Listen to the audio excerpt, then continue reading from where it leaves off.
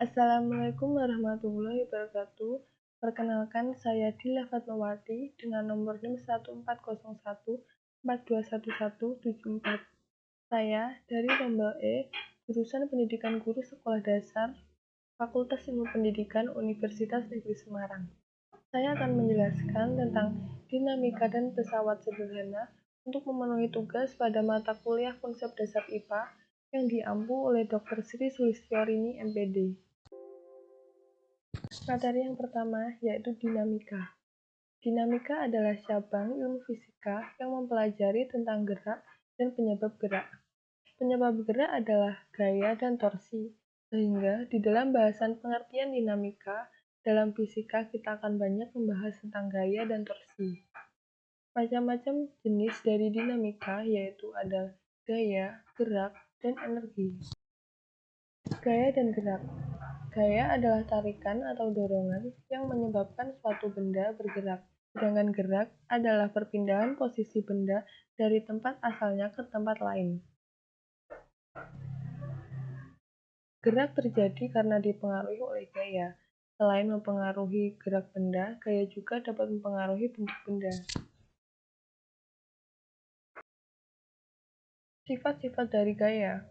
Yang pertama, gaya dapat membuat benda diam jadi bergerak atau merubah posisi. Yang kedua, gaya dapat menyebabkan benda yang tadinya bergerak menjadi diam. Yang ketiga, gaya menyebabkan benda berubah arah. Yang keempat, gaya menyebabkan benda bergerak lebih cepat. Dan yang kelima, gaya dapat mengubah bentuk dari benda. Kemudian macam-macam gaya dibedakan menjadi 6. Yang pertama, gaya otot yang dihasilkan oleh kerja otot manusia. Yang kedua, gaya pegas. Gaya yang dihasilkan oleh karat atau pegas lentur yang direnggangkan. Yang ketiga, gaya gesek yang dihasilkan dari dua buah permukaan benda yang saling bergesekan. Yang ketiga, gaya gravitasi timbul karena adanya daya tarik gravitasi bumi. Yang kelima, gaya listrik yang timbul karena adanya arus listrik yang mengalir. Dan yang keenam, gaya magnet timbul karena adanya daya tarik magnet. Kemudian, jenis-jenis dari gerak dibedakan menjadi 3. Yang pertama, gerak lurus. Gerak yang lintasannya berbentuk lurus. Kemudian, gerak parabola. Gerak yang lintasannya berbentuk parabola. Dan yang ketiga, gerak melingkar. Gerak yang bentuk lintasannya lingkaran. Kemudian, berdasarkan percepatannya, gerak dibagi menjadi 2. Yang pertama, gerak beraturan. Gerak yang percepatannya sama dengan 0 atau gerak yang kecepatannya konstan. Dan gerak berubah beraturan. Gerak yang kecepatannya konstan atau gerak yang kecepatannya berubah secara teratur. Kemudian energi. Energi adalah kemampuan untuk melakukan usaha atau melakukan suatu perubahan. Energi dibedakan menjadi 3 jenis. Yang pertama, energi kinetik. Energi ini disebabkan oleh gerak benda yang memiliki massa, sehingga semua benda yang bergerak dengan kecepatan tertentu memiliki energi kinetik, sedangkan semua benda yang diam tidak memiliki energi kinetik. Rumus dari energi kinetik yaitu 1/2 dikali massa benda dikali kecepatan benda. Kemudian energi yang kedua yaitu energi potensial. Energi ini tersimpan pada benda karena kedudukan atau posisi benda terhadap titik acuannya, yang biasanya ketinggian benda diukur dari permukaan tanah.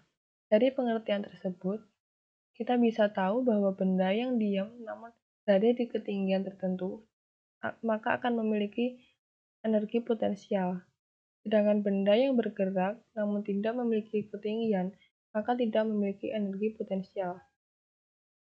Rumus dari energi potensial yaitu massa dikali percepatan gravitasi dikali tinggi benda dari permukaan tanah. Kemudian, energi yang ketiga yaitu energi mekanik. Energi mekanik adalah energi total yang dimiliki oleh semua benda yang bergerak dengan kecepatan tertentu sekaligus berada pada kedudukan tertentu terhadap titik acuannya. Jadi, energi mekanik adalah penjumlahan energi potensial dan energi kinetik. Rumus dari energi mekanik yaitu energi potensial dikali energi kinetik. Kemudian, materi selanjutnya yaitu pesawat sederhana. Adalah peralatan yang memudahkan pekerjaan manusia. Bagian-bagian dari pesawat sederhana ada 3. Yang pertama titik tumpu, yaitu titik yang menjadi tumpuan beban dan sifatnya tetap. Yang kedua ada titik beban, yaitu tempat melekatnya beban. Dan yang ketiga yaitu titik kuasa, yaitu tempat yang diberikannya gaya kuasa. Macam-macam pesawat sederhana. Yang pertama ada pengungkit. Pengungkit adalah pesawat sederhana yang berupa batang keras yang dapat berotasi suatu titik tumpu. Berdasarkan posisi titik tumpu, titik beban, dan titik kuasanya, pengungkit dibedakan menjadi 3. Yang pertama yaitu pengungkit jenis 1. Pengungkit yang titik tumpunya berada di antara titik beban dan titik kuasa. Contohnya yaitu jungkat-jungkit. Kemudian pengungkit jenis kedua, yaitu titik bebannya berada di antara titik tumpu dan titik kuasa. Contohnya pembuka tutup botol.